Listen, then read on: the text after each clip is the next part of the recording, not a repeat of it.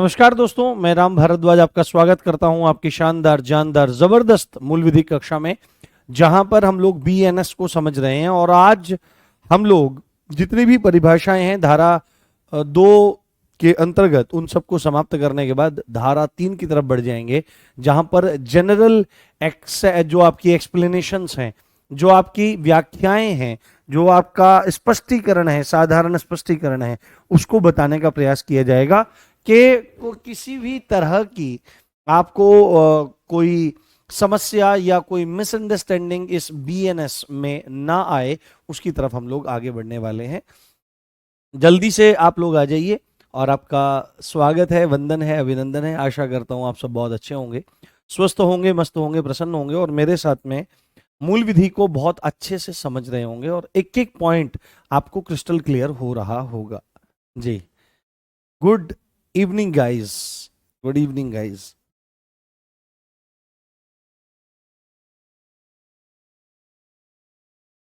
जी जी, बिल्कुल। सबके कमेंट्स में देख रहा हूँ, बस नाम नहीं ले पा रहा हूँ। हाँ जी, कैसे हैं आप सब? बढ़िया, चकाचक, कोई प्रॉब्लम तो नहीं? हम्म, चलिए चलिए, बहुत बढ़िया बहुत बढ़िया। ठीक है, हम लोग समझ रहे हैं बीएनएस। शुरू करें एक बार। बीएनएस, बीएनएस स्टैंड्स फॉर भारतीय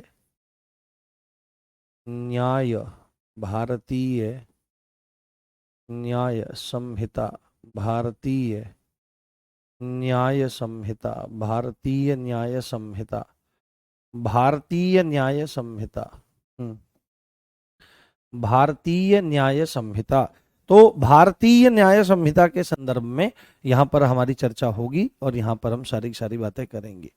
चलिए, हो जाएगा कंप्लीट, किसी चिंता मत करो, सब चीजें हो जाएंगी। अच्छे चीजों को समझो, अच्छे से देखने का प्रयास करो, आपको खूब आनंद आएगा। देखो, लाइफ में चीजों को ना अब बस पूरा करने के पीछे जब हम रहते हैं, तो उस चीज को करने का जो प्रोसेस होता है उसका आनंद हम जीवन में नहीं ले पाते हैं। तो बस चीजों को कंप्लीट करने के बारे में मत सोचो, उस जर्नी का भी आनंद लो। देखो यहाँ पे कितनी सारी चीजें आपको सीखने के लिए मिलने वाली है। तो आप सबको बताएं, हम लोग धाराओं को समझ रहे हैं और धाराओं में भी परिभाषाओं को देख रहे हैं। परिभाषाओं में हमने लास्ट जो परिभाषा आपकी समझी है वो मूल्यवान प्रतिभूति की, यानी वैल्यूएबल सिक्योरिटी की समझी है।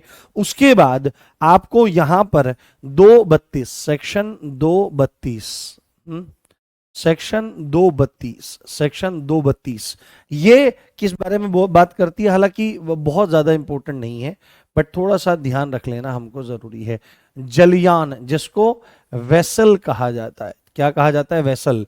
जलयान की परिभाषा, जलयान की परिभाषा, जलयान की परिभाषा, जलयान की परिभाषा अगर आपसे पूछा जाएगा कि जलयान की परिभाषा कौन सी धारा में है, तो आपको सीधे ही बोल देना पड़ेगा जलयान की जो परिभाषा है वो सेक्शन 232 में दी गई है। हाँ हाँ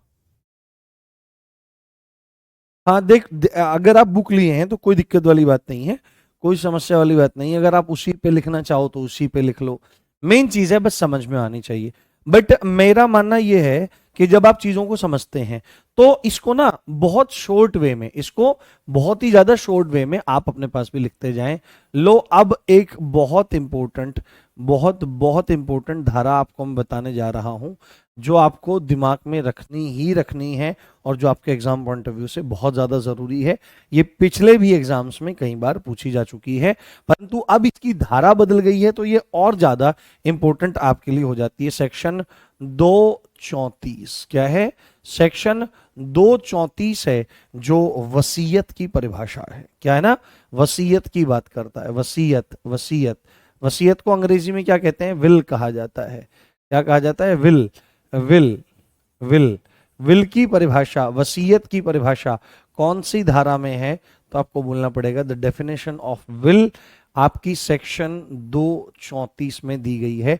और अगर आपसे पूछने का प्रयास करे कि भाई वसीयत जो है क्या इसके बारे में आईपीसी की जानकारी भी आप लोग रखते हो कि आईपीसी के सेक्शन कौन से में वसीयत की परिभाषित किया जाता रहा है, वसीयत को बताया जाता रहा है? तो आपको बोलना पड़ेगा आईपीसी के सेक्शन 31 में वसीयत की परिभाषा थी, परंतु अब सेक्शन 234 में वसीयत को परिभाषित किया गया है। ये बहुत इंपॉर्टेंट है, इसको आप बहुत अच्छे से ध्यान रखें, इसको बहुत अच्छे से समझने का प्रयास करें।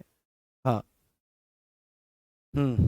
आज थोड़ा सा, हाँ सुना देंगे, हाँ सुना देंगे। आज थोड़ा सा जो है वो शरीर थोड़ा सा डाउन है, बॉडी थोड़ी सी एनर्जी लो महसूस कर रही है। हाँ, उसके अन्य अन्य कारण आपके हो सकते हैं, ठीक है। तो यहां तक हमको जान लेना है, सेक्शन 232 आपकी जलयान की और 234 आपकी वसीयत की परिभाषा है। उसके बाद हमारा अगला जो सेक्शन है वो है सेक्शन 235। कौन सा है? सेक्शन 235 है। सेक्शन 235 किस बारे में आपकी बात करता है? सेक्शन 235 आपकी महिला के बारे में बात करता है। महिला यानी कि विमेन, है ना, विमेन के बारे में बात करता है। तो इसकी परिभाषा है, तो जैसे वहां पर था कि नर की परिभाषा, तो किसी भी आयु का नर, और महिला के बारे में बात हो रही है तो किसी भी आयु की महिला के संदर्भ में वहां पर हमारी बात होगी। क्या क्या होगा? किसी भी आयु की स्त्री। महिला से क्या मतलब है यहां पर? महिला से मतलब है यहां पर किसी भी आयु, किसी भी एज, किसी भी आयु, आयु की, किसी भी आयु की नारी। और नारी से क्या मतलब है यहां पर? मानव नारी से उसका आशय है। किससे है? मानव नारी से उसका आशय है। अच्छा, आपको एक गुड न्यूज देता हूं, आपको बहुत अच्छा लगेगा सुन करके। आप लोगों ने जिन्होंने विनायक 1 पढ़ लिया है, जिन्होंने, हाँ हाँ ठीक है, जिन्होंने विनायक 1 पढ़ लिया है, अब जिन्होंने विनायक 2.0 भी कंप्लीट कर लिया है, और जो अब प्रज्ञान बैच को पढ़ रहे हैं, ठीक है, या सीधे ही प्रज्ञान बैच को पढ़ रहे हैं, आप लोगों के लिए मंडे से, है ना, क्या है, है ना, मंडे से प्रैक्टिस सेट चलने वाले हैं यूपी पुलिस सब इंस्पेक्टर के, और मूल विधि का प्रैक्टिस सेट मैं चालू करने वाला हूं। अभी तक मतलब ये सूचना आ गई है, हो सकता है इसमें थोड़ा फेरबदल हो सकता है, परंतु ये चीज चालू होने वाली है। और अब मैं आपको इतनी जबरदस्त प्रैक्टिस करवाऊंगा रेगुलर बेसिस पर, और मैं कोशिश करूंगा कि वो प्रैक्टिस सेट लास्ट टाइम तक चलते रहें। बाकी मैनेजमेंट विल डिसाइड कि क्या करना है, कैसे करना है, बट उसमें मैं पहले टॉपिक वाइज चीजों को डिस्कस करूंगा। पहले हम टॉपिक वाइज, पहले हम एक्ट से क्वेश्चन डिस्कस करेंगे, एक दिन एक एक्ट, इस तरह से डिस्कस करेंगे। और उसके बाद फिर हम बाद में बीएनएसएस के क्वेश्चंस बना बना के मिलाऊंगा, जितने भी क्वेश्चंस हो सकते होंगे। आप उनके ना प्रॉपर ना नोट्स बनाना, उनकी पीडीएफ भी आपको मिलेगी, तो मौज आपकी उसमें आ जाएगी, ठीक है। तो यहां पर क्या चीज है? सेक्शन 232 जलयान की परिभाषा, 234 वसीयत की परिभाषा, 235 महिला की परिभाषा है, वुमेन की परिभाषा है। तो वुमेन से मतलब किसी भी आयु की, किसी भी आयु की नारी यानी मानव नारी से इसका आशय निकलता है। अगला अगला सेक्शन हमारा, अब देखो आप लोगों ने मेरे से क्या चीज पूछी थी, आप लोगों ने पूछा था सर सदोष अभिलाभ क्या होता है ना, क्या होता है? सदोष अभिलाभ क्या होता है? सदोष अभिलाभ और सदोष हानि, ये आपने पूछा था। तो सेक्शन 236 जो है ये सदोष लाभ की बात करता है। इसको सदोष लाभ आप कह सकते हो या अभिलाभ कह सकते हो। क्या कह सकते हो? अभिलाभ कह सकते हो। अंग्रेजी भाषा में इसको रॉन्गफुल गेन कहा जाता है। क्या कहते हैं इसको? अंग्रेजी भाषा में इसको रॉन्गफुल गेन कहा जाता है। रॉन्गफुल गेन कहा जाता है, रॉन्गफुल गेन इसको कहा जाता है। हाँ ठीक है, हाँ ओके, रॉन्गफुल गेन इसको कहा जाता है। तो ये चीज हम पीछे भी देख के आए थे बेईमानी में, कि भाई किसी का गलत तरीके से धोखाधड़ी करते हुए किसी का सदोष अभिलाभ उठा लेना। तो रॉन्गफुल गेन क्या होता है ना, सदोष लाभ या अभिलाभ क्या होता है? तो इसको ना आप 3 पॉइंट्स में ब्रेक कर लो, है ना, 3 पॉइंट्स में इसको ब्रेक कर लो। देखो मुझे कभी भी आदत नहीं रहती है कि मैं आपको बड़े बड़े पॉइंट्स लिखवाऊं। मेरा मन करता है कि मैं बड़े बड़े पैराग्राफ्स ना लिखवा करके चीज़ों को पॉइंट्स में ब्रेक कर लूं, जिससे चीज़ों को समझना आसान रहे। तो सदोष लाभ या अभिलाभ या रॉन्गफुल गेन किसको कहा जाता है? तो उसमें सबसे पहले एक चीज़ होनी चाहिए कि वह जो लाभ है वह गैर कानूनी ढंग से होना चाहिए। कैसे होना चाहिए? गैर कानूनी ढंग से। तो गैर कानूनी ढंग का क्या मतलब है? कहते कानून के खिलाफ, कानून के खिलाफ, कानून के खिलाफ काम करते हुए वह फायदा होना चाहिए। ठीक है, वह फायदा होना चाहिए गैर कानूनी ढंग से। ये सदोष अभिलाभ की परिभाषा यहां पर बताई जा रही है कि गैर कानूनी ढंग से होना चाहिए। सेकंड पॉइंट आपका क्या है? उसमें संपत्ति का लाभ होना चाहिए। ये पूरे के पूरे एक्ट को क्या कहा जा रहा है? उसमें संपत्ति का लाभ होना चाहिए, संपत्ति का लाभ होना चाहिए, यानी gain of property, gain of property, gain of property, किसी व्यक्ति को गेन ऑफ प्रॉपर्टी होनी चाहिए। ठीक है, किसी व्यक्ति को गैर कानूनी ढंग से संपत्ति का लाभ होवे, और जिस व्यक्ति को लाभ हो रहा है वह उस संपत्ति का कानूनी हकदार नहीं होना चाहिए। ये तीनों पॉइंट जहां पर ऐड हो जाते हैं तो वहां पर लाभ लेना सदोष लाभ लेने की तरफ आ जाएगा, गलत तरीके से फायदा उठाना। सदोष लाभ का सीधा सीधा मतलब है गलत तरीके से फायदा उठाना, गलत तरीके से है ना फायदा उठाना, गलत तरीके से फायदा उठाना। यही तो बात यहां पर बोली जा रही है। सदोष अभिलाभ में गलत तरीके से फायदा उठाना, तो गलत तरीका मतलब क्या? कानूनी, गैर कानूनी ढंग से होगा क्या? संपत्ति का लाभ होगा। और लाभ किसे होगा? तो लाभ जिस व्यक्ति को हो रहा है उसके बारे में यहां पर लिखना है, लाभ लेने वाला व्यक्ति, गेन उठाने वाला व्यक्ति, लाभ लेने वाला व्यक्ति, लाभ लेने वाला व्यक्ति, लाभ लेने वाला व्यक्ति, जो जिस आदमी को फायदा हुआ है, जिसने गैर कानूनी ढंग से संपत्ति का फायदा उठाया है, लाभ लेने वाला व्यक्ति संपत्ति का लीगल हकदार नहीं होना चाहिए, है ना? संपत्ति का लीगल हकदार नहीं होना चाहिए, है ना? नहीं होना चाहिए। अगर ये तीन पॉइंट एक साथ आपके मिल जावें तो ये तीन पॉइंट मिला करके सदोष लाभ या अभिलाभ को तैयार कर लेते हैं और रॉन्गफुल गेन को तैयार कर लेते हैं। बोलो समझ में आया क्या, या दोबारा बताने का प्रयास करूं? हाँ। हम्म। हाँ, टाइमिंग 7 बजे के आसपास रह सकता है। हम्म।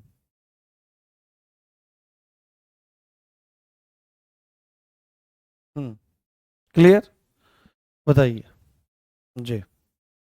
जी प्रियंका बेटे, बहुत बहुत धन्यवाद। कोई दिक्कत नहीं है, खूब प्रसन्न रहिए, खूब आनंदित रहिए। बताओ, ठीक है? एक बार फटाफट दोबारा बता देता हूं। सदोष लाभ या अभिलाभ यानी रॉन्गफुल गेन क्या होता है कि जब गैर कानूनी ढंग से प्रॉपर्टी का गेन लिया जाता है, संपत्ति का लाभ लिया जाता है, और लाभ लेने वाला व्यक्ति उस संपत्ति का लीगल हकदार नहीं है, वैध रूप से हकदार नहीं है ना, यानी कि मालिक नहीं है, मालिक के अलावा कोई व्यक्ति है और वो फायदा उठा रहा है, तो ये चीज सदोष अभिलाभ आपका कहलाती है। अब यहीं पर जब हम लोग सदोष अभिलाभ को समझ रहे हैं, यहीं पर हम लोग सदोष हानि को समझेंगे। किसको समझेंगे? सदोष हानि को समझेंगे। सेक्शन 237 सदोष हानि, रॉन्गफुल लॉस, सदोष हानि, सदोष हानि और रॉन्गफुल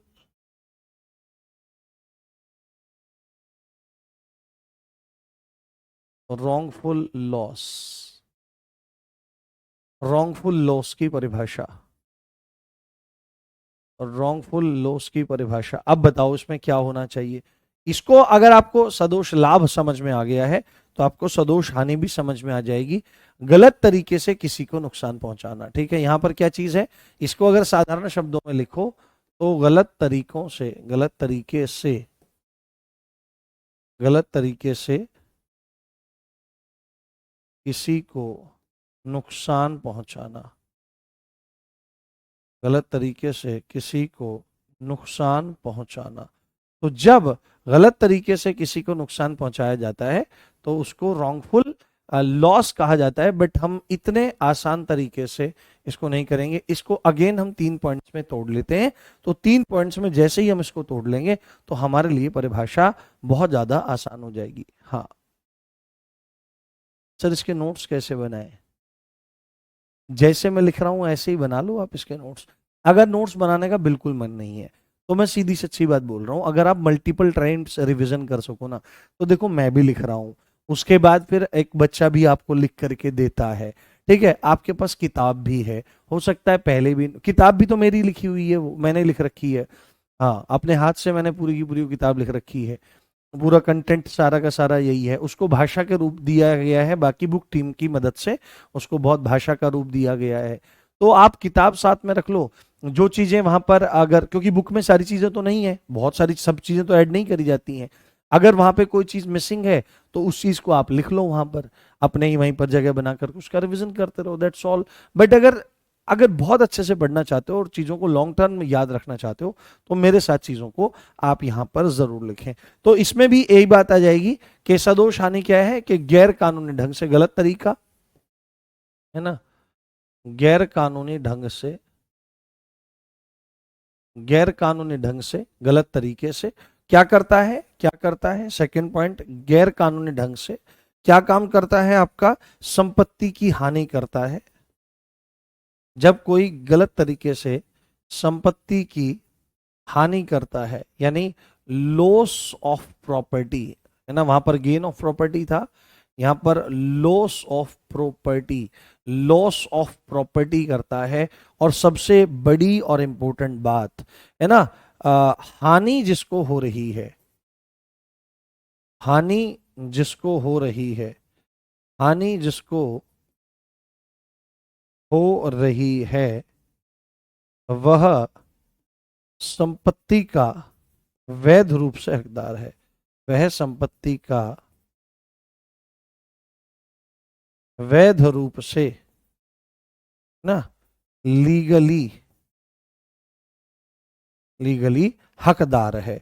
बस ये 3 पॉइंट जहां पर आ जाएंगे वो आपका आ जाएगा। क्या यहाँ पे मैंने क्या लिख रखा है, हाँ इसको लीगली कर लो, ठीक है, लीगली वाई बना लो इसको यहाँ पर, ठीक है। तो यहाँ पर सदोष हानि में क्या आ जाएगा कि गलत तरीके से किसी को नुकसान पहुंचाना, गलत, इसको 3 पॉइंट्स में इसकी जो कानूनी परिभाषा है, तो गैर कानूनी ढंग से संपत्ति की हानि पहुंचाना जिस किसी को, और जिसको संपत्ति की हानि पहुंच रही है, जिसको लॉस हो रहा है, जिसको हानि पहुंच रही है, जिसको लॉस हो रहा है, वह संपत्ति का लीगल ऑनर है, लीगल हकदार है। यही जो पूरा का पूरा एक्ट है ये आपका रॉन्गफुल लॉस कहला रहा है। बताओ, थम्स अप करके बताओ, इज दैट क्लियर, दोनों की दोनों चीजें?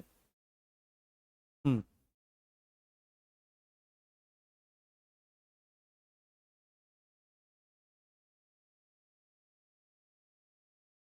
हाँ ऋतुराज, हाँ ऋतुराज राय, हाँ, जो धाराएं उसमें ऐड नहीं थी उस पर भी मैं काम कर रहा हूँ, एक दो चीजें और उसमें मतलब सुधार करनी है मुझे, तो मैं सोच रहा हूँ एक ही साथ सारी की सारी चीजें आपको दे दी जाए।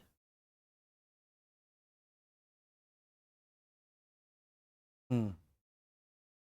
बहुत बढ़िया मेरे प्यारे दोस्तों।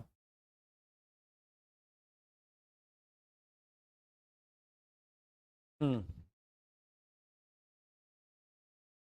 बहुत शानदार। चलिए, बस समझते जाइए, सब चीजें याद होती चली जाएंगी, कोई दिक्कत वाली बात नहीं है। अभी मैं प्रैक्टिस सेशन भी करवाऊंगा ना, इन क्लासेस के साथ आप प्रॉपर प्रैक्टिस सेशंस को भी देखिए, तो सब चीजें टाइम टू टाइम सब चीजें याद हो जाएंगी। मेरे साथ बस बने रहिए, आपका सब काम अच्छा हो जाएगा, आप चिंता मत करो। अब हमने सेक्शन 2 को पूरा कर लिया है, अब हम सेक्शन 3 की तरफ आगे बढ़ रहे हैं। अब हम सेक्शन 3 की तरफ आगे बढ़ रहे हैं, और सेक्शन 3 जो है इसको थोड़ा सा ध्यान रख लेना आप, कि सेक्शन 3 किस बारे में अब कब बात करता हुआ नजर आता है। तो यहां पर जो सेक्शन 3 है वो साधारण स्पष्टीकरण के बारे में बात करता है, किसके, साधारण स्पष्टीकरण, साधारण स्पष्टीकरण, general explanations, general explanations, general explanations. अब मजा आया, अब आपको मजा आना शुरू हो जाएगा इसमें पूरा का पूरा। अब you will definitely enjoy it. Explanation, general explanation, यानी इसका मतलब क्या है कि जनरल एक्सप्लेनेशन का मतलब क्या है, तो चीजों को यहां पर थोड़ा सा विस्तार से बताया गया है जिससे आप या कोई भी व्यक्ति बीएनएस को लेकर के किसी संदेह में ना पड़ जाए या कुछ ऐसी स्थिति ना बन जाए कि उसको कोई चीज समझ में नहीं आ रही है। हाँ, जनरल एक्सप्लेनेशन। तो जनरल एक्सप्लेनेशन का मतलब यहां पर क्या है कि कुछ चीजों को खोलकर बताया गया है ना, कुछ चीजों को खोलकर बताया गया है, कुछ चीजों को खोलकर बताया गया है, कुछ चीजों को खोलकर बताया गया है, कुछ चीजों को खोलकर बताया गया है। आईपीसी में अगर इसको देखो तो आईपीसी में सेक्शन 6 में इसका जिक्र हुआ करता था, आईपीसी की धारा 6 में इसका जिक्र हुआ करता था। ठीक है, तो जनरल एक्सप्लेनेशन है ये, कुछ चीजों को खोलकर बताया गया है। तो बहुत ध्यान से आप चीजों को समझेंगे और बहुत ध्यान से चीजों को समझने का और आत्मसात करने का प्रयास करेंगे। हाँ, फॉर्म के बारे में चीजों को अभी टेंशन मत लो और चीजों को समझने का प्रयास करो और पहले इन चीजों को जानो। फॉर्म में कुछ नहीं होगा, छोटी मोटी गलतियां फॉर्म में हो जाती हैं और उन चीजों की वजह से आपको अपनी पढ़ाई को प्रभावित करने की बिल्कुल जरूरत नहीं है। तो यहां पर हमको सबसे पहले क्या लिखना है, सबसे पहले लिखना है सेक्शन 3(1). तो यहां पर पार्ट्स चलेंगे और यहां पर मैं एग्जांपल्स दूंगा। अब मैंने बोला है कि आपको इंटरेस्टिंग लगने लगेगी बीएनएस और भी ज्यादा, तो अब बहुत गहनता से चीजों को समझें और देखने का आप लोग प्रयास करें। तो यहां पर लिखा गया है कि इस एक्ट में, है ना, इस एक्ट में यानी कि इस संहिता में, इस संहिता में आने वाली, इस संहिता में आने वाली, इस संहिता में आने वाली सभी परिभाषाएं, है ना, सभी परिभाषा। तो इसमें बीएनएस में एक्चुअली में है क्या, तो अपराधों की परिभाषाएं तो हैं, अपराधों की डेफिनेशंस तो हैं कि कौन सा एक्ट कौन सा अपराध कहलाएगा, कौन सा काम क्या अपराध कहलाएगा, यही चीजें तो बताई जा रही हैं और उनके पनिशमेंट बताए जा रहे हैं। इसके अलावा क्या चीज बताई जा रही है, कुछ भी नहीं यहां पर।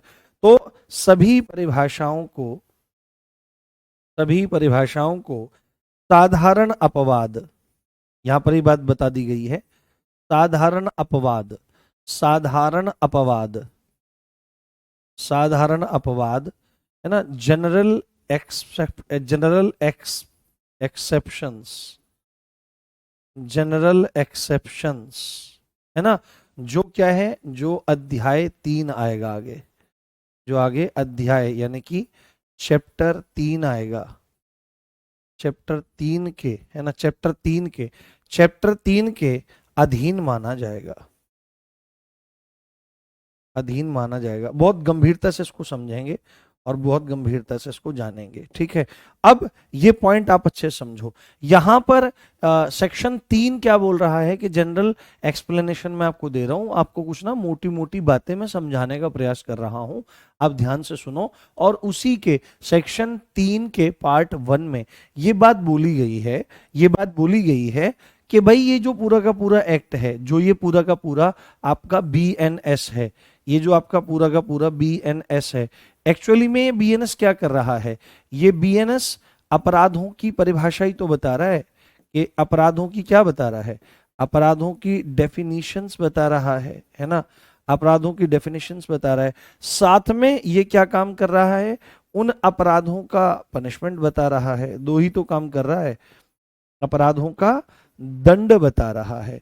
ये दो कार्य किए जा रहे हैं किसके द्वारा, बीएनएस के द्वारा। बट आप देखो कि मैंने एक चीज आपको बताई थी, अब यहां पर ये जो जिस चैप्टर 3 की यहां पर बात हो रही है, साधारण अपवाद की जो चर्चा हो रही है, जनरल एक्सेप्शंस की चर्चा हो रही है, ये जो चैप्टर है ना, एक बात है जो साधारण अपवाद हैं, जो साधारण अपवाद है ना, अभी आगे जाएंगे हम समझेंगे इसको। तो इस चैप्टर को ना साधारण भाषा में बचाव कहा जाता है। क्या कहते हैं, बचाव कहा जाता है, इसको साधारण भाषा में छूट कहा जाता है। ये बात आपको बहुत अच्छे से ध्यान रखनी है। देखो अब यहां पर क्या बात बोली जा रही है, देखो दो कंडीशन हम लोग लेते हैं और दो कंडीशन ये मैं तीसरी बार आपको बताने का प्रयास कर रहा हूं। कमेंट्स रोक दो, बिल्कुल समझने पे ध्यान दो। जैसे दो कंडीशन है और दोनों में किसी आदमी की मृत्यु होती है, ठीक है, किसी आदमी की मृत्यु होती है। पहली कंडीशन क्या है कि जिस आदमी की डेथ हुई है उस आदमी को प्रॉपर प्लानिंग करके, है ना, प्रॉपर क्रिमिनल माइंडसेट के साथ में टारगेट करके और मारा गया है। और दूसरा आदमी एक्सीडेंटली मर गया है, उसको जो चोट लगी या कुछ भी हुआ उसमें कोई भी प्रायर प्लानिंग नहीं थी, ना ही क्रिमिनल इंटेंशन थी। तो एक बात बताओ, पहले वाले केस में जहां पर आदमी को मारा गया है विद प्लानिंग, विद पूरा का पूरा हथियार, विद क्रिमिनल इंटेंशन, पूरा दुराशय है, सब चीज है, तो वहां पर भी आदमी मरा है, तो उन लोगों को तो दंड मिलेगा, हत्या की सजा मिलेगी। ये दूसरे वाला जो केस है, ये दूसरे वाला जो केस है जहां पे कोई इंटेंशन ही नहीं है, नॉर्मली मान लिया कि कोई आदमी कुल्हाड़ी से अपनी लकड़ियां काट रहा है, उसका उसका कुल्हाड़ी का जो ऊपर लोहे वाला भाग होता है, हल जो एक्स होती है, मेन एक्स होती है, वो निकली और किसी के सिर में जाके गड़ गई और आदमी ऑन द स्पॉट खत्म हो गया। तो दूसरे वाली कंडीशन में भी आदमी मरा, तो क्या दूसरे वाली कंडीशन में भी उस आदमी को हत्या का दोषी बनाते हुए जेल में डाला जाएगा या उसको मृत्युदंड दिया जाएगा? यस और नो बताओ, बताओ यस और नो। जब मैं पूछूं तब बताने का प्रयास करना है, यस और नो दूसरे वाली कंडीशन में। हम्म, वो इसका कोई इशू नहीं है, वो चालू है। नो, नहीं ना, बिल्कुल सही बात है, नहीं। क्यों नहीं? क्योंकि क्रिमिनल माइंडसेट नहीं है, और ये जो क्रिमिनल माइंडसेट नहीं है, ये ही, और क्रिमिनल माइंडसेट नहीं होने के कारण ही वो जो दूसरे वाला केस है, मरा तो आदमी पहले में भी मरा, दूसरे में भी, है ना, डेथ तो दोनों में हुई, बट पहले वाली में विद क्रिमिनल इंटेंशन और पूरी प्लानिंग के साथ हुई, तो पहले वाला तो अपराध कहलाया जाएगा, है ना, उस अपराध की परिभाषा इस बीएनएस में दी गई है। बट दूसरे वाले में भी आदमी मरा, डेथ हुई आदमी की, बट क्या चीज है, वहां पर कोई प्रायर प्लानिंग और कोई भी क्रिमिनल इंटेंशन नहीं था। तो यहां पर सेकंड वाले केस में जो डेथ हुई है वो जनरल एक्सेप्शंस में आ जाएगा, वो अपवाद में आ जाएगा कि भाई ये तो केस हो गया है, तो ये उसको बचाव मिलेगा, उस आदमी को छूट दी जाएगी, ये जनरल एक्सेप्शन वाले मामले में आ गया है। और ऐसे केस जितने भी अपराध हैं, सारे के सारे अपराध जितने भी हैं, जितने भी ऑफेंस हैं, तो सारे के सारे के साथ में आपका ये वाला केस नहीं हो सकता है, जनरल एक्सेप्शंस नहीं बन सकते हैं, डेफिनेटली बन सकते हैं। कई बार आप देखो मेरी बात ध्यान से, अब कई बार क्या है कि आदमी ने पिस्टल विस्टल लगाई, बढ़िया लोड करी, पांच आदमी मिले और ले जाके गाड़ी को रोका और वहां पर डकैती डाल दी, तो ये वाला भी एक केस है। बट एक केस ये वाला है कि चार आदमी एक साथ थे, उनका कि एक आदमी हमको और चाहिए, तो किसी आदमी को जबरदस्ती डरा धमका करके उन्होंने कहा अगर तू नहीं चलेगा तो तुझे यहीं गोली से उड़ा दिया जाएगा, या तेरे बच्चे को यहीं हम गला रेत करके मार देंगे, तुझे हमारे साथ डकैती में चलना पड़ेगा, मजबूरन वो गया। तो पहले वाले केस में जहां पांचों लोगों का क्रिमिनल इंटेंशन है और वो डकैती डाल रहे हैं, तो उनको डकैती का दंड मिलेगा। बट सेकंड वाले केस में जहां पर किसी को डरा धमका करके ले जाया जा रहा है और वो डकैती में सम्मिलित हो जाता है, तो क्या उसको दंड मिलना चाहिए?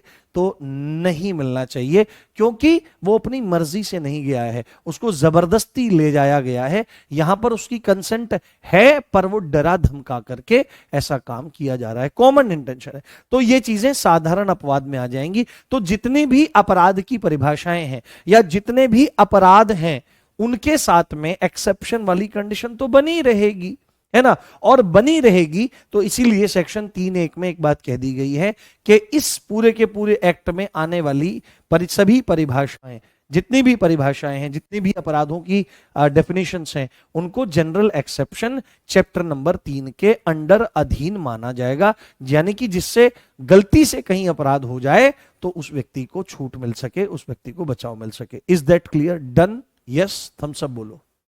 हाँ, प्रमाण कैसे देंगे? हाँ, बस यही सबसे बड़ी बात है, कोर्ट में सिद्ध करना पड़ेगा, यही खेलते हैं लॉयर एडवोकेट बैरिस्टर वगैरह जो होते हैं, वो इसी में खेलते हैं, या तो जनरल एक्सेप्शन में खेलते हैं या सेल्फ डिफेंस में खेलते हैं।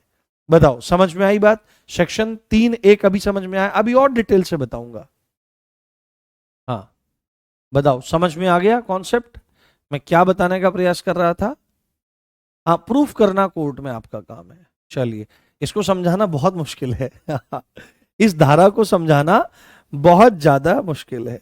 हाँ, इस धारा को समझाना बहुत ज्यादा मुश्किल कई बार हो जाता है। ठीक है, चलिए, जैसे इसके एग्जाम्पल्स कुछ देखने का प्रयास करते हैं, इसके उदाहरण देखने का प्रयास करते हैं कि बचाव के उदाहरण, जैसे बचाव के, है ना, बचाव कह लो, या इसको आप छूट कह लो, या इसको आप साधारण अपवाद कह लो, या इसको क्या कह लो, साधारण अपवाद आप इसको बोल लो कि भाई साधारण अपवाद है आपके। के उदाहरण, के उदाहरण, के उदाहरण एग्जाम्पल्स के तौर पर ले लो। तो जैसे एक चीज होती है, जैसे एक एग्जाम्पल मैंने पहले भी दिया था, एक एग्जाम्पल आपका है 7 साल से, ये आगे इसकी धाराएं इत्यादि आगे बता देंगे, दोबारा से आगे आएंगी ये सब धाराएं। डॉली इन कैपेक्स, 7 साल से, 7 साल से कम आयु के बच्चे का अपराध, 7 साल से कम आयु, एज के बच्चे के, बालक लिखना ज्यादा ठीक है, बालक का अपराध, अपराध नहीं माना जाएगा, उसे छूट मिलेगी। अपराध नहीं माना जाएगा, अपराध नहीं माना जाएगा। क्यों नहीं माना जाएगा, क्यों नहीं माना जाएगा? क्योंकि लॉ इस बात को मानता है कि 7 साल से कम आयु का जो बच्चा है उसके संदर्भ में कहा जाता है डॉली इन कैपेक्स। क्या कहा जाता है? डॉली इन कैपेक्स। ये एक टेक्निकल टर्म है जिसका मतलब है अपराध करने में अक्षम, अपराध करने में अक्षम, अपराध करने में अक्षम, अपराध करने में ये अक्षम है, अक्षम है, कर ही नहीं सकता। आप बोलोगे सर 7 साल से छोटा बच्चा अपराध कैसे नहीं कर सकता है? तो आपको मैंने अपराध के 4 इंपॉर्टेंट एलिमेंट्स या तत्व बताए जिसमें ह्यूमन का होना जरूरी है, और सेकंड आपकी क्रिमिनल माइंडसेट का होना जरूरी है। क्रिमिनल माइंडसेट जिस व्यक्ति का होता है और उस क्रिमिनल माइंडसेट को आगे बढ़ाने के लिए, उसको अग्रसर करने के लिए, उसको पूरा करने के लिए कोई ना कोई वह व्यक्ति जिसका क्रिमिनल माइंडसेट है किसी ना किसी एक्ट को करेगा, किसी न किसी कार्य को करेगा या किसी कार्य का लोप करेगा। परंतु जब वह ऐसा कर रहा है तो उसको उस कार्य की या उस कार्य के लोप की प्रकृति भी पता है कि ये किस नेचर का काम है, ये किस लेवल तक का काम है और इसका रिजल्ट क्या निकलने वाला है। तो क्रिमिनल माइंडसेट होना जरूरी है, और जो एक्ट किया जा रहा है उस एक्ट की नेचर और रिजल्ट का पता होना जरूरी है। बट 7 साल से छोटा बच्चा अपराध करने में अक्षम इसीलिए है अपराध करने में अक्षम, क्योंकि उसके पास आपराधिक मनस्थिति होना ना के बराबर है। आपराधिक मनस्थिति आपराधिक मनस्थिति नहीं हो सकती। साथ में जो एक्ट उसके द्वारा किया जाएगा उसकी प्रकृति और उसका परिणाम, रिजल्ट, वह नहीं जानता है ना, वह नहीं जानता है, तो इसलिए वह अपराधी नहीं माना जाएगा। और यदि उसके द्वारा कोई अपराध बन भी जाता है, तो सपोज करो कि आप दरोगा बन गए, मैं ये एग्जांपल देता हूं, और आपको बहुत सारे लोगों को वो होता है, पता नहीं, मैं समझ नहीं पाता हूं ये मतलब ऐसा क्यों होता है कि वो लाइसेंसी हथियार ले लेते हैं, पिस्टल ले लेते हैं, रिवॉल्वर ले लेते हैं। तो वैसे जैसे हम जैसे साधारण लोग हैं जो बिल्कुल जमीन से जुड़े हुए हैं, तो हम लोग कहीं जाते हैं तो हम लोग ऐसे चलते हैं, नॉर्मली चलते हैं, थोड़ा सा इधर उधर, थोड़ी चाल ढाल अलग हो सकती है, बट हाँ थोड़ी चाल ढाल अलग हो सकती है। बट जिसके पास लाइसेंसी हथियार वगैरह होते हैं वो क्या काम करते हैं, और हमारी जैसे ये जैसे दिख रही है आपको, ये मेरी टी शर्ट है, तो ये टी शर्ट नॉर्मली रहेगी, बेल्ट इसके अंदर छुपी रहेगी। बट जिसके वो लगी रहती है ना, पिस्टल वगैरह लगी रहती है, वो यहाँ पे उस बेल्ट में ऐसे करके डालता है और इस टी शर्ट को ऐसे फोल्ड करके उसके अंदर ऐसे करता है, और कंधों को ऐसे करके कुछ कुछ ऐसे चलते हैं वो ऐसे ले करके। अरे भाई क्या चीज है, उससे खतरनाक चीज तो सबके पास यहाँ पे है। सारा खेल यहाँ का है, mindset is the hero, mindset is the hero, will power is the will power है ना, वही चीज है। विल पावर ही सब कुछ चीज है। हीरो एक्चुअली में कौन है? आपका माइंड, आपकी सशक्त शक्तियां, आपके विचार हीरो हैं। ऐसे चलने से कुछ नहीं होता है। ऐसा लगता है भाई सब कुछ जा रहा है बेवकूफ आदमी कि गैंगस्टर वाइब, तो गैंगस्टर थोड़ी बनाना है हमको। समाज में गैंगस्टर नहीं चाहिए, हमको समाज में चाहिए गुड ह्यूमन बीइंग। हमको अच्छे इंसान चाहिए जो दूसरों की भावनाओं को, दर्द को समझते हो, राष्ट्र के प्रति अपने कर्तव्यों को समझते हो। हमको ऐसे लोगों का निर्माण करना है। We don't want gangsters in our society. ठीक है, ये बात इंपॉर्टेंट है।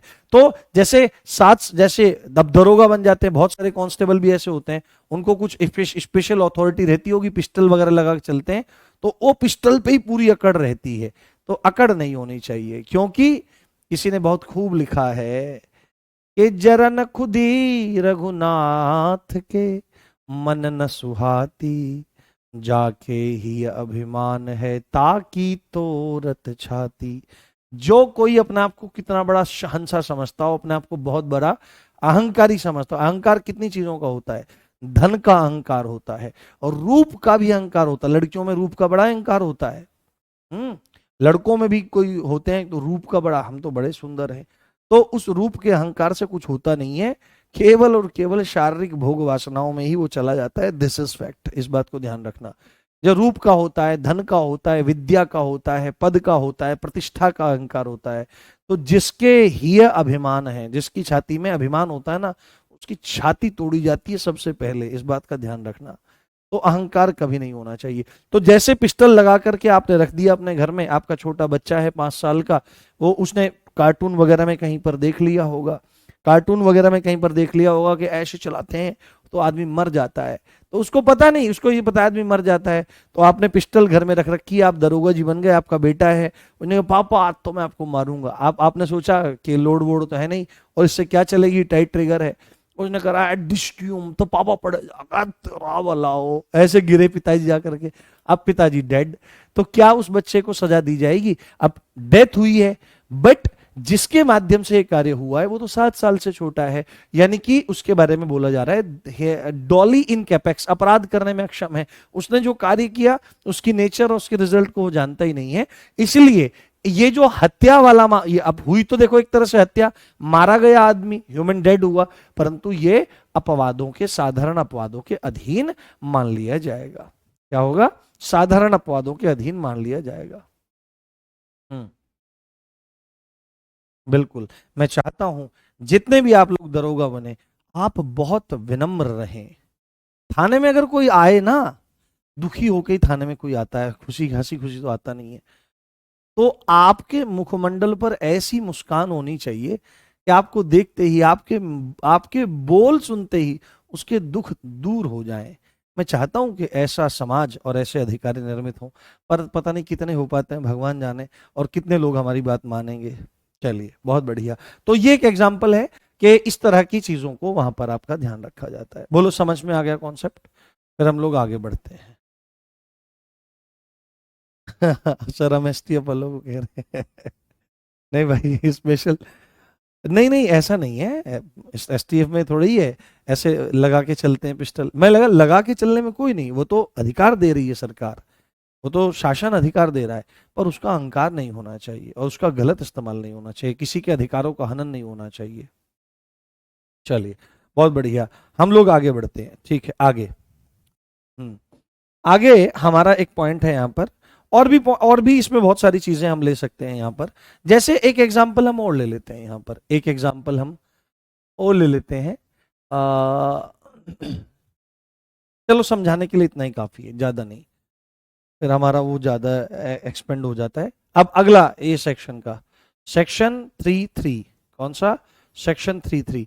सेक्शन 3 का पार्ट 3 है। जो सेक्शन 3 का पार्ट 3 जो है, उसको देखने का प्रयास करें, उसको जानने का हम लोग प्रयास करें।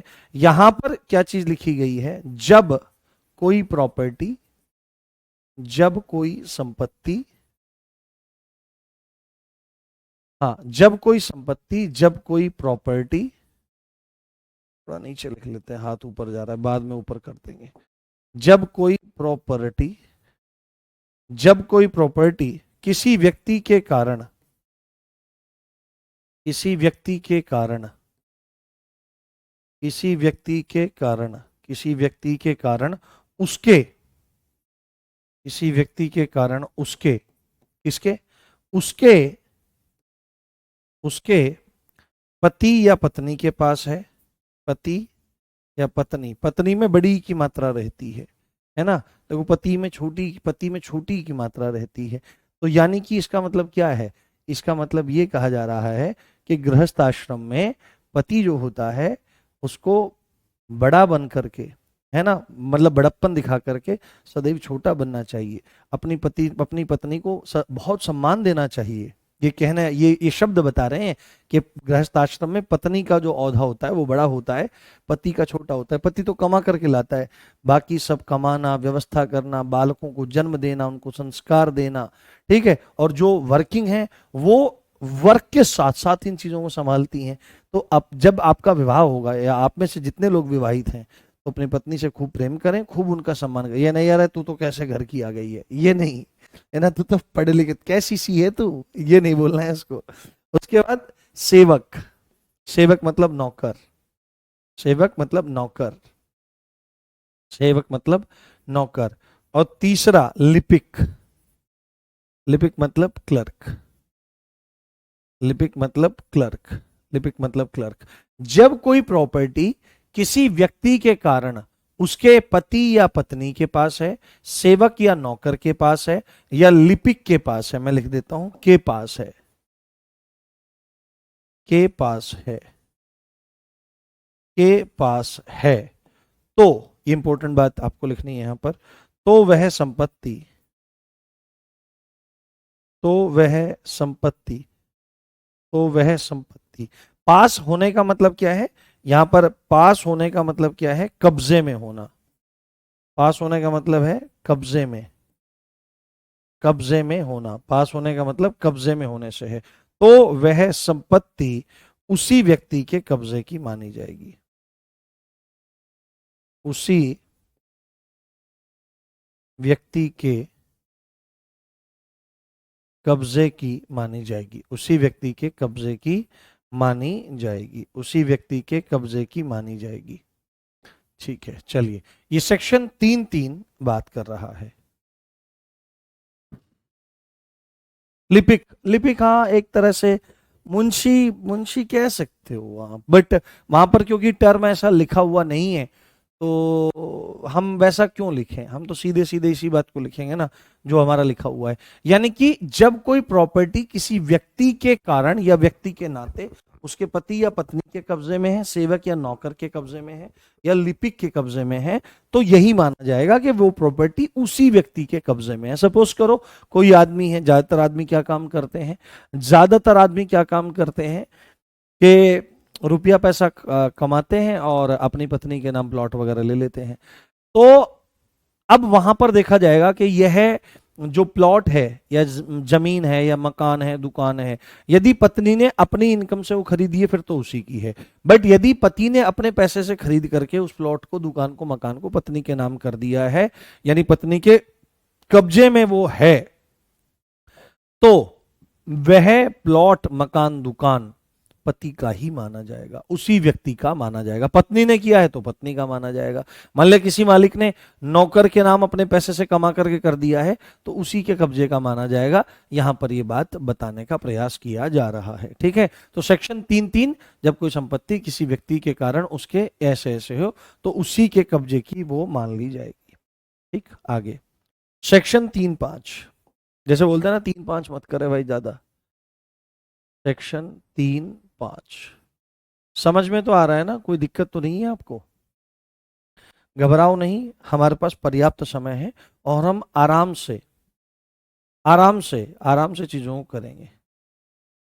बालक वाले में कौन सी धारा लगती है, अभी आगे आएगा, सब चीज है, साइड हो गया लो में। हाँ, सर करवा चौथ कब है पता नहीं, जो करवा चौथ मनाएंगे वो जाने, अपने को नहीं पता है करवा चौथ वगैरह कब है।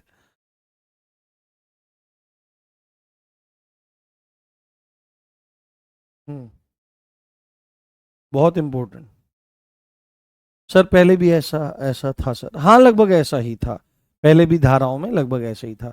ये धारा आपको बहुत इंपॉर्टेंट, इसको मानना है, ये मोस्ट मोस्ट इंपॉर्टेंट धारा है। आईपीसी के सेक्शन 34 में ये हुआ करती थी। आईपीसी के सेक्शन 34 में ये धारा हुआ करती थी और आपके पीवाईक्यू में इसको पूछा गया था, है ना, पिछली वाली परीक्षाओं में इसको पूछा गया था। ये है आपका सामान्य उद्देश्य। क्या है? ये है आपका सामान्य उद्देश्य। सामान्य उद्देश्य, है ना, सामान्य उद्देश्य। सामान्य उद्देश्य किसको कहते हैं, इसके बारे में यहां पर हमारी चर्चा होगी। सामान्य उद्देश्य यानी कि common intention. Common intention, common intention, common intention की परिभाषा। कॉमन इंटेंशन की परिभाषा के बारे में यहां पर जिक्र किया जा रहा है। इसको ध्यान से देखें और ध्यान से समझने का प्रयास करें। सामान्य उद्देश्य, तो सामान्य उद्देश्य क्या होता है? देखो, पहले मैं ना आपको थोड़ा सा एक एग्जाम्पल के जरिए थोड़ा सा बताने का प्रयास करता हूं। अब ध्यान से देखना। सपोज करो एक आदमी है ए, ठीक है, एक आदमी है ए, एक आदमी है बी, ठीक है, एक आदमी है सी, एक आदमी है डी और एक आदमी है एक्स, ठीक है, एक आदमी है एक्स। ये चार आदमी हैं और ये चारों आदमी, है ना, ये चारों के चारों आदमी इस ए से, है ना, शत्रुता रखते हैं, ठीक है, शत्रुता रखते हैं। ये चारों के चारों क्या मानते हैं? ये चारों के चारों शत्रु मानते हैं ए को, शत्रु मानते हैं, शत्रु मानते हैं किसको? ए को। ए को चारों के चारों शत्रु मानने का काम आपका करते हैं, दुश्मन मानने का काम करते हैं। अब परेशान है इसकी वजह से कुछ भी है। ज्यादातर तो शत्रुता क्यों मानी जाती है कि किसी ने किसी का हक मार लिया हो तो तब शत्रुता हो जाती है, परंतु कुछ लोग अनावश्यक रूप से शत्रुता मानने लगते हैं। जब हम किसी व्यक्ति के जैसा बनना चाहते हैं पर बन नहीं पाते तो हम उससे ईर्ष्या करने लगते हैं, हम उससे डाह, हम उससे जलन करने लगते हैं और वह जलन धीरे धीरे बढ़ती बढ़ती शत्रुता में परिणत हो जाती है, बदल जाती है और फिर उसको समाप्त कर देना चाहते हैं। तो आपका सी, बी, डी और एक्स इससे शत्रुता रखते हैं। इन चारों की आपस में क्या हुई? इन चारों की आपस में मीटिंग हुई, इन चारों की आपस में मीटिंग हुई और ये चारों ही ए के प्रति क्या रखते हैं? ए के प्रति आपराधिक, आपराधिक मनस्थिति रखते हैं। क्या रखते हैं? आपराधिक दुराशय रखते हैं। दुराशय लिख देता हूं, आपराधिक दुराशय रखते हैं, आपराधिक दुराशय रखते हैं कि कुछ भी, कि भाई इसको समाप्त करो, है ना। और चारों के चारों एक ही बात सोचते हैं। आपराधिक दुराशय कैसा है? यदि आपराधिक दुराशय एक समान है, यदि आपराधिक दुराशय एक समान है, एक जैसा है, यानी कि सामान्य उद्देश्य जो है वो आपका कॉमन इंटेंशन का मिलना, है ना। सामान्य उद्देश्य आपराधिक दुराशय का एक जैसा होना ही कॉमन इंटेंशन है। जैसे ये एक इस एक के साथ में शत्रुता मानते हैं, इसको अपना दुश्मन मानते हैं, इसको समाप्त कर देना चाहते हैं। बी का ये मन करता है ए को मारो, सी का भी ये मन करता है, डी का भी ये मन करता है, एक्स का भी ये मन करता है और ये चारों एक साथ मिलकर के अगर बात करते हैं कि भाई हमारा तो मन ये करता है, तो भैया हमारा भी यही करता है, भैया हमारा भी यही करता है, भैया हमारा भी यही करता है। तो जब इस तरह से आपके काफी सारे लोगों के आपराधिक दुराशय एक जैसे और एक समान हो जाते हैं तो उसको सामान्य उद्देश्य या कॉमन इंटेंशन कहा जाता है। Is that clear? यहां तक बताओ। हाँ हाँ, अभी इसको और एग्जांपल के जरिए मैं बताऊंगा। हाँ, 3 रिपीट कर दीजिए।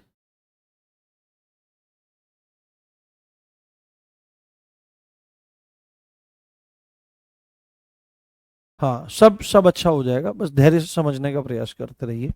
बहुत अच्छे से आपको सारी की सारी चीजें समझ में आएंगी। अब एक बार मैं परिभाषा इसकी लिखवा देता हूं तो देखो आपको और अच्छी लगेगी सामान्य उद्देश्य के बारे में। तो यहां पर क्या लिखा गया है? जब कोई, एक बार परिभाषा देख लो, जब कोई आपराधिक, आपराधिक, जब कोई आपराधिक कार्य, जब कोई आपराधिक कार्य, क्रिमिनल एक्ट, जब कोई आपराधिक कार्य, क्रिमिनल एक्ट, जब कोई आपराधिक कार्य, क्रिमिनल एक्ट कई व्यक्तियों द्वारा, कई व्यक्तियों द्वारा, कई व्यक्तियों द्वारा, जब कोई आपराधिक एक्ट कई व्यक्तियों द्वारा। अच्छा एक बात मैं आपको बताऊं, जो किताब आरडब्ल्यू द्वारा निकाली गई है ना, वो बहुत सटीक और बहुत शानदार किताब है। बाकी देखो मैं आपको बात बताऊं, बाकी से तो बाकी सब पुस्तकों से मतलब वो नहीं कर रहा हूं, मैं किना नहीं कर रहा हूं या भाई किताबें खराब है ना, पर मैं आपको मतलब ये विश्वास दिलाता हूं कि जितनी चीजों की आपको जरूरत है और जिस तरह से बाकी आप जल्दी से मतलब किताबों को उठा करके देखो, अन्य अन्य पुस्तकों को भी अगर आप अगर उठा करके देखोगे तो उसमें क्या किया गया है कि पूरी की पूरी आईपीसी भी लिख दी गई है, पूरे के पूरे सारे सेक्शन लिख दिए गए हैं एक तरफा, ऐसे ही पूरी सीआरपीसी लिख दी गई है, ऐसे ही फिर उन्होंने बीएनएस को भी एक तरफा लिख दिया है, बीएनएस को भी कोई एक्सप्लेनेशन नहीं, कहीं कहीं पर छुटपुट एक्सप्लेनेशन कुछ है तो है, बाकी नहीं की गई है। जबकि आप आरडब्ल्यूए की बुक को देखोगे तो बहुत अच्छी एक्सप्लेनेशन वहां पर दी गई है, क्योंकि उसको लिखा गया है। बाकी एडिटर्स ने बस किताब निकालने के लिए किताब को बाहर निकाल दिया है कि ठीक है हमारी बिक जाएगी, बट जिस तरह से एक्सप्लेन मैंने किया है वहां पर और हमारी पूरी टीम ने किया है, वो आप जल्दी से व्याख्या दूसरी जगह नहीं देखेंगे, और सचित्र उसको बनाया गया है और 4 कलर में बनाया गया है, जिससे आप जरा सी भी दिक्कत ना माने। तो उस किताब को आप प्रेफर करें और नाम मात्र के मूल्य में वो पुस्तक आपको मिल जाएगी, कहीं भी लोकल मार्केट से भी आप ले सकते हैं। तो जब कोई आपराधिक कार्य कई व्यक्तियों द्वारा अपने सामान्य उद्देश्य, अपने सामान्य आशय, सामान्य आशय, इसको आशय लिखना ज्यादा सही है, 1 मिनट, इसको आप एक साथ लिखिए, सामान्य आशय लिखिए, ठीक है, उद्देश्य नहीं, सामान्य आशय लिखिए इसको प्लीज। यहां पर मैं चाहता हूं आप इसको सामान्य आशय लिखें। ये मेरी ही त्रुटि है, क्या करूं, मैं बूढ़ा हो गया हूं, हाँ, तो बुढ़ापे में चीजें याद नहीं रहती उतनी। तो सामान्य उद्देश्य नहीं, सामान्य आशय, कॉमन इंटेंशन। जब कोई आपराधिक कार्य है ना, क्रिमिनल एक्ट कई व्यक्तियों द्वारा अपने सामान्य आशय को अग्रसर करने के लिए, अग्रसर करने के लिए किया जाता है, करने के लिए किया जाता है, करने के लिए किया जाता है, किया जाता है। तो यहां पर कुछ कंडीशंस हैं, तो यहां पर कुछ कंडीशन है, तब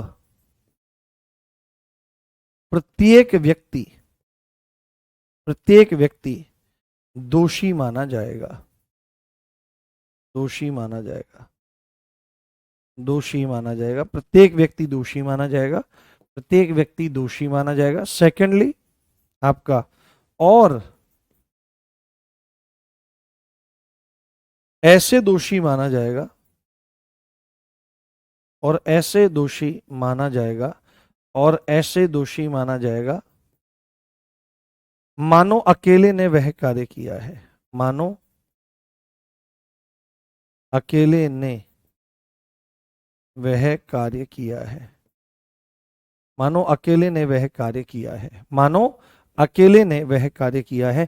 यह है सामान्य आशय। तो सामान्य आशय आपसे डायरेक्टली पूछेगा कौन सी धारा में है, तो आपको बोलना पड़ेगा 3.5 में सामान्य आशय कॉमन इंटेंशन की परिभाषा है। यहां पर एक बात बोलने का प्रयास किया जा रहा है कि जब कोई क्रिमिनल एक्टिविटी कई व्यक्तियों द्वारा अपने एक सामान्य आशय के, मतलब कि जितने भी लोग हैं, कई व्यक्तियों के बारे में जितने भी लोग हैं, उनकी एक ही मनस्थिति हो, आपराधिक मनस्थिति हो कि भाई हाँ ये काम करना है, और जब वो अपने उस कॉमन इंटेंशन को आगे बढ़ाने के लिए कोई काम, वो एक्ट कर देते हैं, तो सबके सब उसमें दोषी माने जाएंगे, और सबके सब ऐसे दोषी माने जाएंगे जैसे अकेले वह काम किया गया है। सपोज करो जी जो है, जी जो है वह एक लड़की है, जी जो है वह एक लड़की है, ठीक है, जी जो है वह एक लड़की है, और इस ये यहां से रोड के पास से गुजर रही है। सपोज करो इलाली रोड के पास से गुजर रही है बिटिया, ठीक है, अब ये गुजर रही है यहां पे,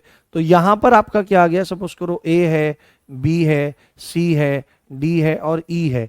ये यहां पर लड़के खड़े हैं, कौन खड़े हैं, ये आपके लड़के खड़े हैं, और ये लड़के इस लड़की को तुरंत देखते ही कहते हैं ओफो क्या खूबसूरती है, क्या अदा है, रात का समय हो रहा है, और लड़की को देख करके इनकी बैड इंटेंशन जन्म ले जाती है कि चलो इसके साथ में कुछ किया जाए, है ना, इसके साथ में कुछ कृत्य किया जाए, रेप करने की इच्छा उनके मन में आ जाती है ना, सेक्सुअल इंटरकोर्स करने की इच्छा आ जाती है। सेक्सुअल इंटरकोर्स जब महिला की मर्जी और इच्छा के बिना होता है, तुरंत रेप में कन्वर्ट हो जाता है। रेप अनजान व्यक्ति का नहीं होता है। यदि आप किसी के साथ में रह रहे हैं, है ना, पार्टनर है, गर्लफ्रेंड है, कोई भी महिला मित्र है, और अगर आपने सेक्सुअल इंटेंशन जाहिर की और उन्होंने कहा नो, और फिर भी आपने वहां पर अटेम्प्ट किया और करने की कोशिश की या कर दिया, तो वो भी रेप कहलाता है। तो यहां पर क्या हुआ, A B C D E, ये लड़के हैं, ये लड़के इस लड़की के पास जाते हैं, इसको घेर लेते हैं। अब जैसे ये जी बिचारी है, अब सपोज करो ये इसका एक हाथ है, ये इसका एक हाथ है, ये इसका पैर है, ये इसका पैर है, तो सपोज करो इन सबकी क्रिमिनल, ये जो लड़के हैं, 5 लड़के हैं मान लिया, तो इनका सामान्य आशय क्या बन गया, इनका सामान्य आशय बन गया, इनका सामान्य आशय बन गया कि भाई क्या करना है, सेक्सुअल इंटरकोर्स करना है इसके साथ में, ठीक है, सेक्सुअल इंटरकोर्स करना है, और वो सेक्सुअल इंटरकोर्स जो है वो रेप में कन्वर्ट हो जाएगा। तो सपोज करो पांचों के पांचों की यही एक कॉमन इंटेंशन है, एक ने एक हाथ पकड़ लिया, दूसरे ने दूसरा हाथ पकड़ लिया, तीसरे ने एक पैर पकड़ लिया, और चौथे ने एक पैर पकड़ लिया, और ई जो है वो यहां पर अपराध को जन्म दे रहा है, वो अपराध कर रहा है यहां पर। अब ए ने कुछ नहीं किया, सपोज को, अब हो सकता है बारी बारी से सब लोग करें, बट अगर खाली ये ए कर रहा है ना, ये ए ने ये पकड़ रखा है, बी ने हाथ पकड़ रखा है, सी ने पकड़ रखा है, डी, और केवल ई ने कर रखा है, और अपराध हो गया, सपोज करो रेप हो गया, तो मान लिया पांचों पकड़े गए, तो ई को तो रेप की सजा मिलेगी ही मिलेगी। अब यहां पर सपोज करो ए कहने लगे कि सर मैंने तो हाथ पकड़ रखा था, बी कहेगा सर मैंने भी हाथ पकड़ रखा था, ये डी कहेगा मैंने पैर पकड़ रखा था, सी कहेगा मैंने ये वाला पैर पकड़ रखा था, सर अपराध तो ई ने किया है। तो कोर्ट तमाचा मारेगा खींच करके, तमाचा मारेगा खींच करके, क्या बोलेगा कि ई तो अपराधी है, तुम भी इसी कृत्य के समान अपराधी हो, क्योंकि कॉमन इंटेंशन को, अगर कॉमन इंटेंशन में कई आदमी एक साथ मिलकर के अपनी कॉमन इंटेंशन को आगे बढ़ाने के लिए जब कृत्य करते हैं, अपराध करते हैं, तो हर एक व्यक्ति उसी अपराध का दोषी माना जाएगा जो अपराध इस मुख्य व्यक्ति ने किया है, और ऐसा माना जाएगा कि जैसे वह अपराध उसने अकेले किया हो। तो अगर ई को रेप की सजा मिलती है, तो चाहे ए ने हाथ पकड़ा हो, बी ने हाथ पकड़ा हो, डी ने सी ने पैर पकड़े हो, तो ये भी इक्विवेलेंट दोषी होंगे, बिल्कुल ऐसे ही जैसे ई होगा आपका, ठीक है, डी सी, तो ये बराबर के दोषी माने जाएंगे, बड़े ही इन्होंने कृत्य किया हो या ना किया हो। तो यहां पर आपकी क्या स्थिति है, यहां पर आपकी स्थिति बनती है सामान्य आशय। सामान्य आशय मतलब कि किसी आपराधिक कार्य को करने के लिए एक जैसी सम्मति, सहमति, हामी का होना सामान्य आशय है। और सामान्य आशय को पूरा करने के लिए, अग्रसर करने के लिए जो भी कोई क्रिमिनल एक्ट किया जाता है, तो चाहे कोई कुछ भी करे, जितने भी लोग उसमें इन्वॉल्व हैं, वो हर कोई उसी अपराध के दोषी माने जाएंगे, और ऐसे दोषी माने जाएंगे जैसे अकेले ने वह कार्य किया हो। Is that clear? Thumbs up करके बताओ। बुक नेम, हाँ, आरडब्ल्यू, मूल विधियन संविधान, सबको सजा बराबर मिलेगी, बिल्कुल। हाँ बताइए, थम्स अप करके बताइए। हाँ, नहीं बुक रख लीजिए, क्या दिक्कत है।